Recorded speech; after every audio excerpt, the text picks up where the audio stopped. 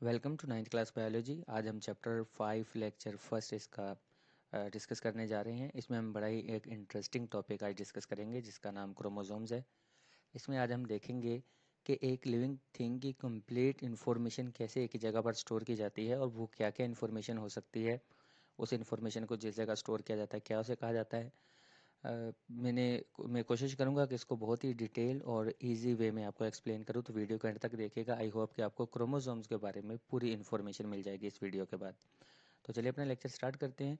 Basically पहला question ही ये है कि क्रोमोसोम्स हैं क्या और इतने इम्पोर्टेंट क्यों हैं क्रोमोसोम्स। देखिए, ये एक लिविंग सेल है। इस लिविंग सेल का ये न्यूक्लियस है। इस लिविंग सेल में कोई भी लिविंग सेल होगा, हर लिविंग सेल में न्यूक्लियस होता है, चाहे वो प्रोकैरियोटिक सेल हो चाहे यूकैरियोटिक सेल हो। बस ये दोनों में डिफरेंस ये होता है कि प्रोकैरियोटिक सेल जो होता है उसका न्यूक्लियस मेम्ब्रेन में इनक्लोज्ड या इन्वेल्प नहीं होता। इस न्यूक्लियस में ये कुछ स्ट्रक्चर्स होती है जिसको हम क्रोमोसोम्स का नाम देते हैं। आज हम इसको वन बाय वन स्टडी करते जाएंगे, ये क्रोमोसोम्स क्या हैं, किस तरीके से ये इन्फॉर्मेशन लेकर जाते हैं। यहाँ पर इसका थोड़ा सा इंट्रो देख लें कि 1882 में इसको देखा गया था। किस तरीके से सेल फर्स्ट टाइम न्यूक्लियस को 1882 में डिस्कवर किया गया था, ये देखा गया था। ओके, तो इसकी डिस्कवरी की अगर हम बात करें तो ये एक जर्मन साइंटिस्ट थे। जर्मन साइंटिस्ट ने क्या किया, ये फर्स्ट टाइम था। एक सिंपल, वेरी सिंपल एक माइक्रोस्कोप थी। ये अभी की बात नहीं हो रही, बहुत पहले की बात है। उस टाइम ये सिंपल माइक्रोस्कोप में चीज़ें देखना भी बहुत बड़ी बात थी।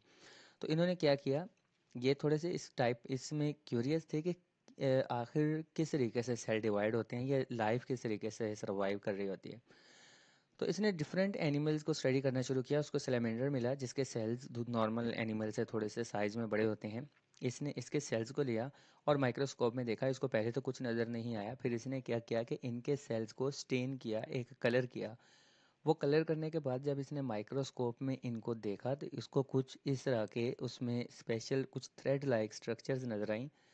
और चूंकि इसने उनको स्टेन किया था तो वो कलरफुल थी, इसलिए इस साइंटिस्ट ने, बाय द वे इस साइंटिस्ट का नाम वाल्टर फ्लेमिंग है, तो इस साइंटिस्ट ने इनको कलरफुल बॉडीज़ या इसकी अपनी लैंग्वेज में जिसे क्रोमोसोम्स कहते हैं, क्रोमोसोम्स का नाम दिया।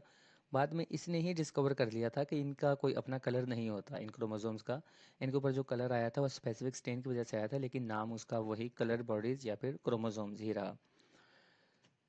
नेक्स्ट हम देखें क्रोमोसोम्स को थोड़ा और डिटेल। ये हमारे पास एक सेल है, ये सेल का न्यूक्लियस है। सेल का न्यूक्लियस को और थोड़ा सा स्टडी करें या और इसको डिस्क्लोज करें, जूम इन करें, तो इसमें हमें कुछ इस तरह की स्ट्रक्चर्स दिखती हैं।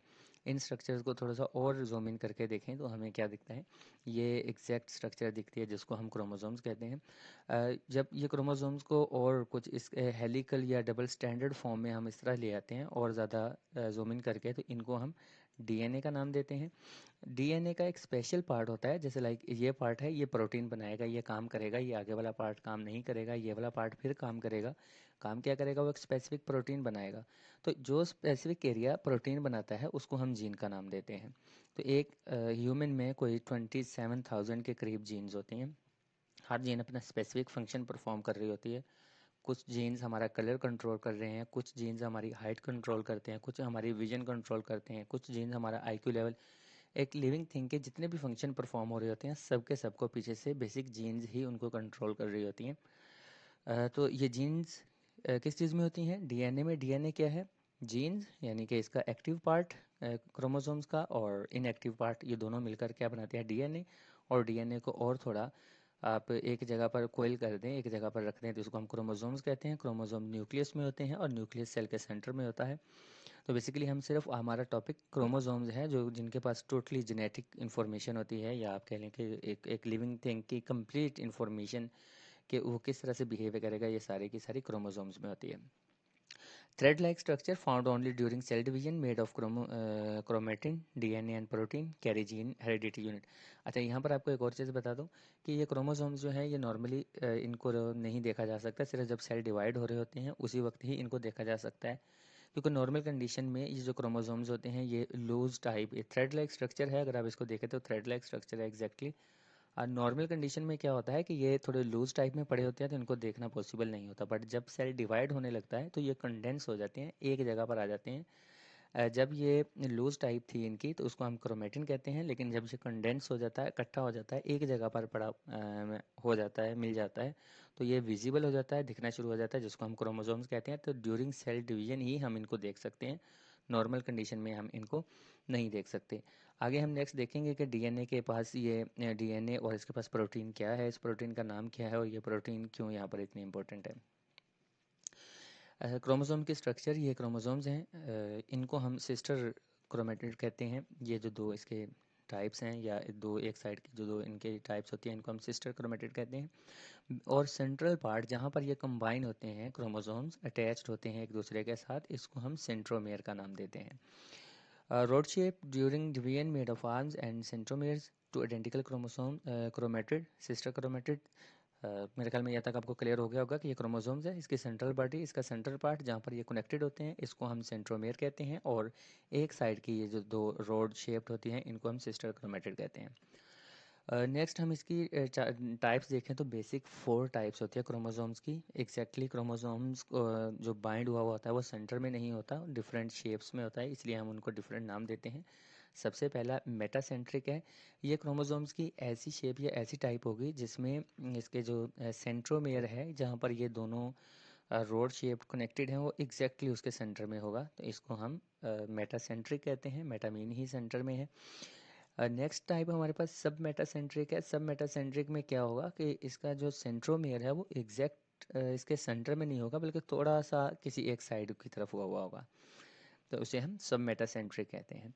इसकी थर्ड टाइप एक्रोसेंट्रिक है। एक्रोसेंट्रिक में क्या है, सेंट्रोमेयर इसका जो है, जहाँ पर ये दोनों बाइंड कर रहे हैं एक दूसरे के साथ, ये दोनों सिस्टर क्रोमेटिड या ये दोनों रॉड शेप्ड, क्या है कि वो पहले से ज़्यादा या एक्सट्रीम किसी एंड की तरफ है, इस तरफ चला जाएगा या इस तरफ चला जाएगा, बिल्कुल एक्सट्रीम एंड की तरफ चला जाएगा, तो हम इसको एक्रोसेंट्रिक कहेंगे। लास्ट वन टेलोसेंट्रिक या टीलोसेंट्रिक है। टीलोसेंट्रिक में क्या होगा, ये सेंट्रोमेयर बिल्कुल ही एक टिप पर या कोने पर चला जाएगा, देखने में ऐसा लगेगा कि इसकी सिर्फ एक साइड पर 2 रोड्स हैं, दूसरी साइड पर रोड्स नहीं हैं। बेसिकली ऐसा नहीं होता, इसकी भी 4 इसी तरीके की ही शेप है, या आप कह लें कि इसके भी ये सिस्टर क्रोमेटिड सेम ही है, बस क्या है कि सेंट्रोमेयर एग्जैक्ट एक टिप या बिल्कुल एक टॉप की तरफ चला गया है, जिसको हम टेलोसेंट्रिक का नाम देते हैं। क्रोमोसोम्स की फॉर्मेशन की बात करें, क्रोमोसोम्स बनते कैसे हैं, ये हमारे पास क्रोमोसोम्स हैं। इसमें इतने से पार्ट को अगर हम थोड़ा सा डिस्क्लोज करके देखें यहाँ पर, तो ये हमें थ्रेड लाइक स्ट्रक्चर दिख रही है, इसको और थोड़ा सा जूम इन करें, कुछ इस तरीके की शेप बनती है।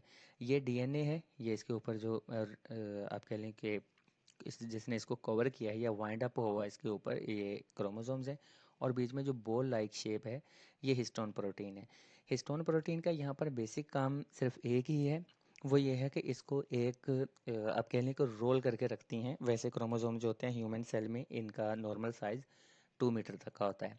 अब 2 मीटर का इतना बड़ा साइज़, और जो सेल है वो खुद माइक्रोमीटर्स में होते हैं। अब सेल में इतनी बड़ी लेंथ को कवर करना पॉसिबल नहीं होता नॉर्मली, तो क्या किया जाता है, उसको फोल्ड किया जाता है। और उसको फोल्ड करने के लिए हमारे पास हिस्टोन प्रोटीन होती है। जैसे जैसे हिस्टोन प्रोटीन अटैच होती जाती हैं, ये जो डीएनए है ये रैप होना स्टार्ट हो जाता है, ये कोयल होना स्टार्ट हो जाता है, इसके गिर्द यहाँ पर ये इस तरीके से आप कह लें कि रोल होता जाता है, और रोल होने की वजह से इसका साइज स्मॉलर होता जाता है। इसकी सिंपल एग्जांपल अगर दें, हमारे पास एक पाइप हो जिसकी लेंथ बहुत ज़्यादा हो, और उसको छोटे से बॉक्स में हमें फिक्स करना हो, उस बॉक्स में रखना हो, तो हम क्या करेंगे, उसको फोल्ड करना स्टार्ट कर देंगे। तो एग्जैक्टली हिस्टोन प्रोटीन क्या करता है, डीएनए को बहुत ज़्यादा फोल्ड्स में ले आता है, जिसकी वजह से ये एक कंडेंस्ड फॉर्म में आ जाता है, और इसको ईजिली हम सेल के न्यूक्लियस में या ईजिली सेल के न्यूक्लियस में ये फिट हो सकता है। नेक्स्ट सेल साइकिल में इसका रोल देखें क्या होता है। देखें ये सेल है, यहाँ पर 2 सेल्स हैं, दोनों सेल्स में ये पहले एक ही सेल था,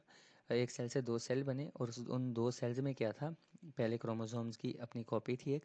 इस क्रोमोसोम ने क्या किया, अपनी कॉपी को चेंज करने की कोशिश की, 1 से 2 कॉपीज़ बनाई।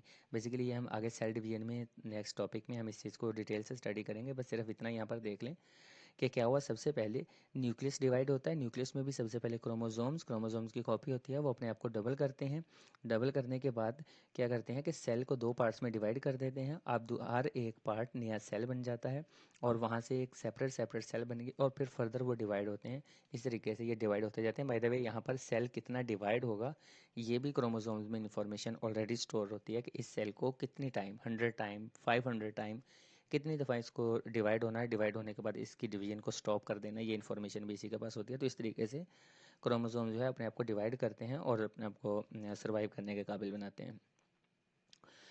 डिवीजन के दौरान क्या होता है, समटाइम जब एक क्रोमोसोम से नेक्स्ट क्रोमोसोम्स बन रहा होता है तो हमने देखा ये कितनी डिटेल स्ट्रक्चर होती है इसकी, और उसके बहुत छोटे छोटे पार्ट्स होते हैं जिनको हम जीन कहते हैं। और एक ह्यूमन में 27,000 के करीब, इससे ज़्यादा ही होंगे बट मिनिमम इतने जीन्स होते हैं एक ह्यूमन में। तो इन इतने ज़्यादा जीन्स में हल्की सी वेरिएशन बहुत बड़ा इफ़ेक्ट शो करती है। जब ये डिवाइड हो रहे होते हैं तो उस टाइम मैक्सिमम चांसेस होते हैं कि किसी किस्म की जो जीन है वो डिफ़ॉल्टी आ जाए या इफ़ेक्टिव जीन आ जाए। जब एक जीन जिसने हार्मोन बनाने हैं, सिंपल आपको एग्जांपल इसमें यहाँ पर मैं दूँ, लाइक ये हमारे पास क्रोमोसोम्स है, इसमें ये वाला एरिया जो है ये इंसुलिन बनाएगा। जब ये क्रोमोसोम डिवाइड होगा, डिवाइड होने के दौरान क्या हो कि ये वाला स्पेसिफिक जीन फॉल्टी हो जाए, डिलीट हो जाए यहाँ से, तो जो नेक्स्ट क्रोमोसोम्स बनेंगे उनमें इंसुलिन प्रोड्यूस करने वाला जीन नहीं होगा। तो उससे जो नेक्स्ट ह्यूमन बनेगा उसमें अब इंसुलिन बनाने वाला जीन नहीं है, तो उसको बाय बर्थ ही डायबिटीज़ हो जाएगी। इस तरीके की और भी बहुत सी डिजीज़ होती हैं, कलर की डिजीज़ हो सकती है, हाइट की डिजीज़ हो सकती है, डिफरेंट डिजीज़ होती हैं, तो जिनको जेनेटिक डिजीज़ कहा जाता है बेसिकली वो इन क्रोमोसोम्स की वजह से होती है।